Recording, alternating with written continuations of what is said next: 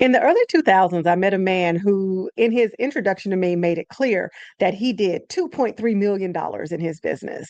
And that's what he led with. Later, I would find that this individual had a marriage that was fractured, children that didn't like him, a crazy relationship with one of his parents, and ultimately was running not the most ethical business. And I thought about that and I'm like, there has to be a better way. And that's what we're going to talk about today. Because in every conversation I've ever been in around money, rich, wealth, it's very rare for us to have the conversation that we're going to have today. But I think that it's necessary because I don't think that it is okay to simply amass wealth to get rich. I think it's great to get rich. Don't misunderstand me. I'm not one of those people that believes that, oh, to be impoverished is so pious and it's holy and you must be broke. No, because at the end of the day, you cannot serve people from a position of lack. Not even Jesus did that.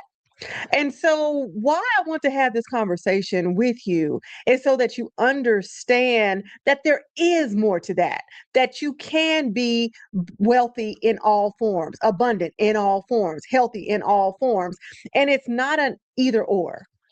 In fact, dare I challenge you to understand that if it is either or, you're the person that's going to lose. You're the person that's going to lose. And maybe you don't have a fractured marriage and maybe your kids really do like you. But one of the things that would bother me when I worked with multimillionaires is that I noticed a pattern, right? I'm coaching them through whatever I'm coaching them through. And they've got these wildly successful businesses and they are so unhappy, so unhappy. The business has taken a toll on the marriage. The business has taken a toll on their personal relationships in terms of friendships, in terms of family. They didn't have time for anything, blah, blah, blah, blah, blah. Now, there's a school of thought that says, well, you know what? That's just a sacrifice. Those are the sacrifices that you make for success. And I'm like, really? Are they?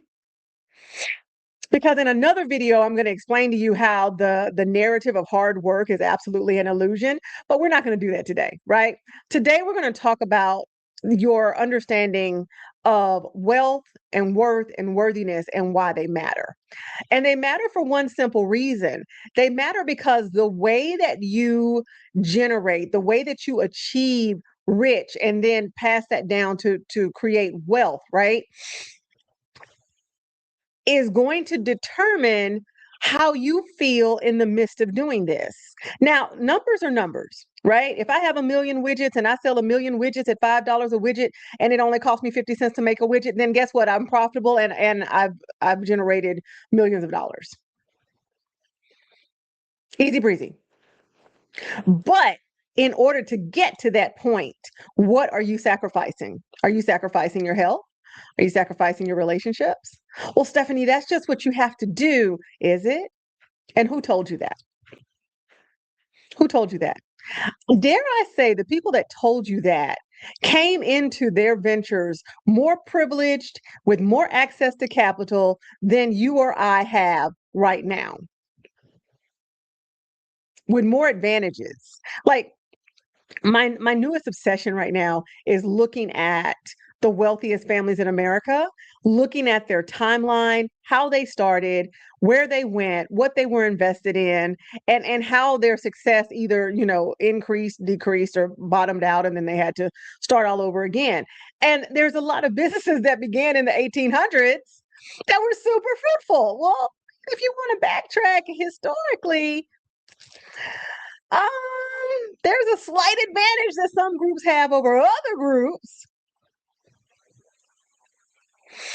when it comes to generating revenue, when it comes to becoming wealthy, when it comes to becoming rich, right? So here we sit in the 21st century, working hard, wondering why hard working is not working out, wondering why the results are not resulting. And no, I'm not going to tell you it's simply because you need 8 hours of sleep, but I am going to tell you that it's because you're following a pattern and a playbook that wasn't designed for you. It was not. And yes, you do need 7 to 9 hours of quality sleep because as a certified sleep science coach, I know that. But here's why that matters. As long as you are defining your sense of self-worth and worthiness by what you're accomplishing externally, you will find yourself empty and unfulfilled completely. I mean, you may have that moment of yay, but then comes the moment of, well, now what?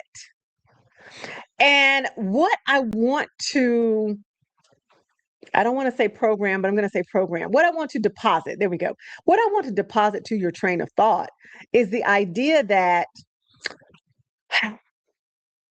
my worth has to come from within so that everything I do external to that, within and without, everything I do without, external to myself, does what it needs to do, but is not the mechanism that I'm using to prop me up as a person. There was a time in my life when money was my stronghold. It was my identity. Now, don't get me wrong. I still love to get paid. I still love it. Don't get me wrong, but it doesn't define me. I'm just as awesome at 5 figures as I am at 6, as I am at 2, as I am at 1 before the period. I'm just as awesome, right? Now I might be a little annoyed because I'm like, I don't like where my revenue is, right? Like you can't even see my eyes. There you go. Well, maybe a little bit. But it doesn't define me like it used to. I used to think that I wasn't worth anything because my business wasn't producing or because my finances were jacked up. And that's not the truth. And so, if you take nothing else from this video, I want you to take from it the reality that you are worthy in your waking, matter in your eye, face looking crazy, collagen mask all dissolved, whatever, however you luxuriate, men and women, right? Get you some collagen if you're over 40, make that happen.